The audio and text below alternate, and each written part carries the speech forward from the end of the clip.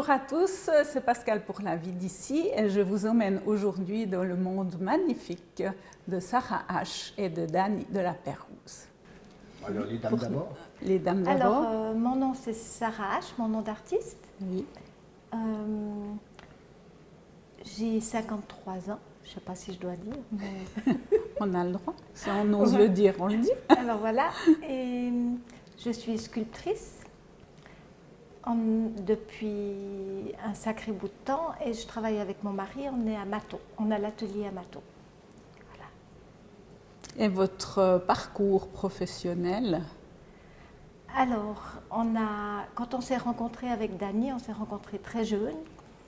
On a tout de suite été indépendants dans l'art, on faisait les dessins sur les motos, mais enfant, j'ai toujours voulu être sculpteur. Et puis ça ne s'est pas réalisé à cette époque-là.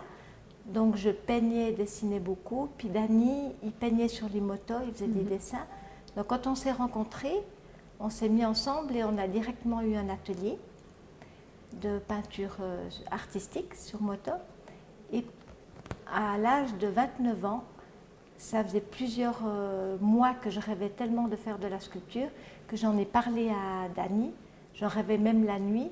Et pour mon anniversaire, il m'a offert de la terre, il a construit une table, vraiment pour que je puisse commencer. Et c'était de la terre de briqueterie, parce qu'on ne connaissait rien encore. Ouais. Puis là, j'ai passé toute la nuit. Hein.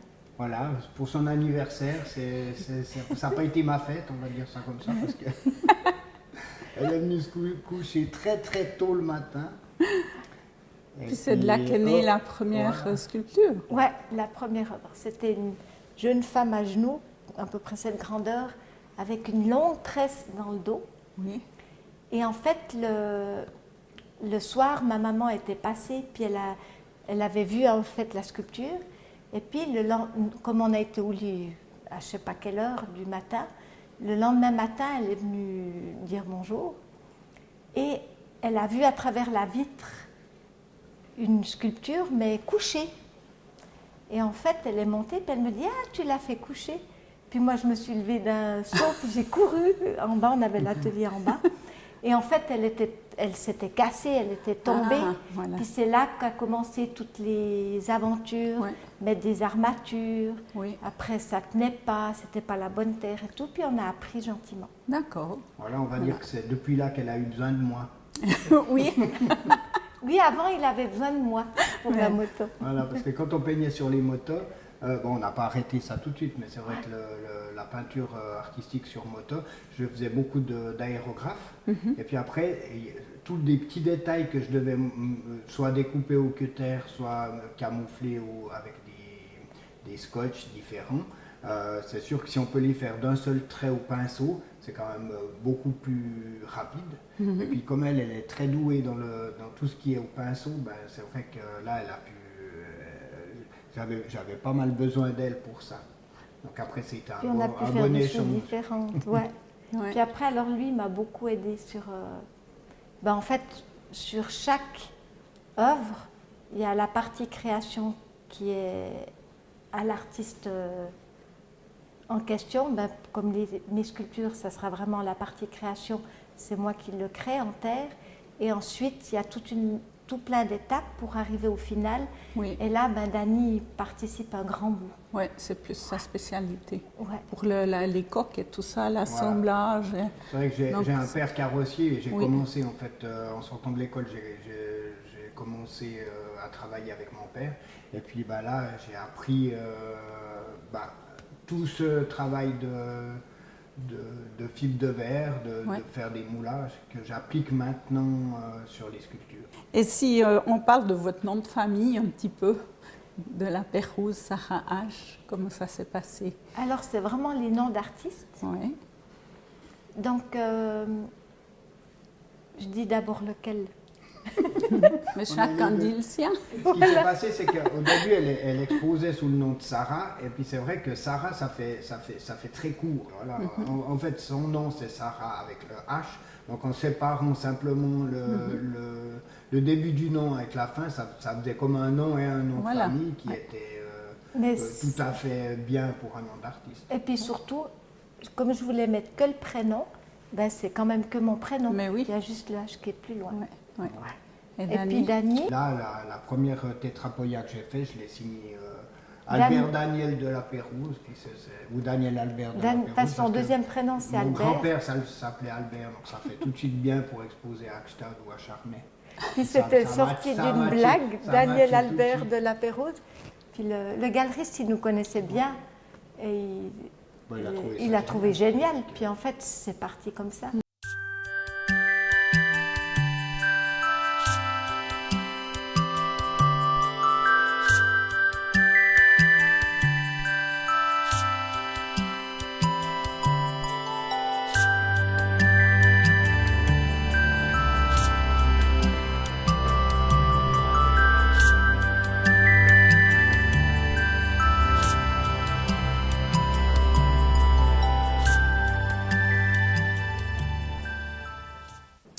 On va parler de l'association Voir c'est toucher. Oui. Est-ce que vous pouvez nous dire quelques mots sur ce parc magnifique, ces parcs qui sont en train de voir le jour? Oui. Oui. Alors en fait, enfant, j'avais décidé de faire quelque chose pour les aveugles, mais je n'avais pas idée quoi, mais je savais que vraiment j'avais décidé que plus tard je ferais quelque chose. Et dans notre parcours de sculpture, on a eu des clients aveugles, spécifiquement une personne qui était ostéopathe et qui, chaque fois qu'on exposait ou qu'on avait des nouvelles œuvres, venait les voir avec ses mains en fait. Et pour lui, c'était vraiment, c'était très lisible le style d'art qu'on faisait. Et un coup, j'ai écrit le conte Légende d'automne, je l'ai illustré et écrit, et puis on lui en a parlé. Il m'a dit « Ah, mais là, Sarah, je ne verrai pas ce que vous avez fait. » Et en rentrant de chez lui, je crois qu'on avait été lui livrer une sculpture ou je ne sais plus quoi. En rentrant dans notre bus Coca-Cola, là, comme on roule assez lentement, on ne peut pas aller trop vite, puis souvent on discute ou on parle de ce qu'on a fait et tout ça, on s'est dit « C'est vrai, c'est dommage. » Puis Dani m'a dit « Mais écoute, on va faire qu'il puisse le voir. » Et c'est là qu'on a eu l'idée de créer toute l'histoire où chaque page de texte c'est en braille et en caractère pour les personnes qui lisent le braille aveugles, pour les voyants, et les images en sculpture qu'on puisse toucher. Et là après on a travaillé entre autres avec le foyer à Lausanne parce que le directeur à qui on avait présenté notre projet était très enthousiaste et il nous a soutenus depuis le début pour pouvoir ensuite créer l'association, travailler avec les aveugles pour voir qu'est-ce qui était adapté, parce que comme nous, on est ni mal, moi je suis un petit peu malvoyante, mais un petit peu, mais on n'est pas aveugle et malvoyant. On est les deux un petit peu aveugles, parce que sinon il n'y a pas aussi longtemps qu'on serait mariés. C'est pas faux, mais pas de la même manière que les autres personnes. Donc on a travaillé avec eux pour trouver la chose cohérente et aussi qu'elle puisse être accessible pour tous. Ouais. Et ensuite, on a eu des amis et des clients qui nous ont soutenus pour créer l'association. Et pour la suite du projet, c'était une grande aventure. On a eu l'idée en 2000. On a fait 10 ans, en 2006 en fait. Et on l'a inauguré en 2015.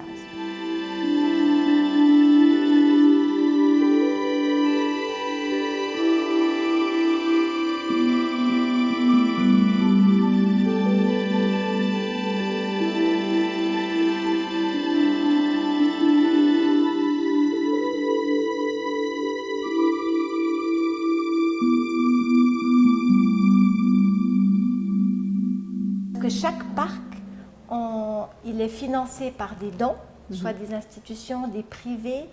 Pour le parc de Lausanne, il y a eu plus de 600 personnes qui ont soutenu, privés et institutions.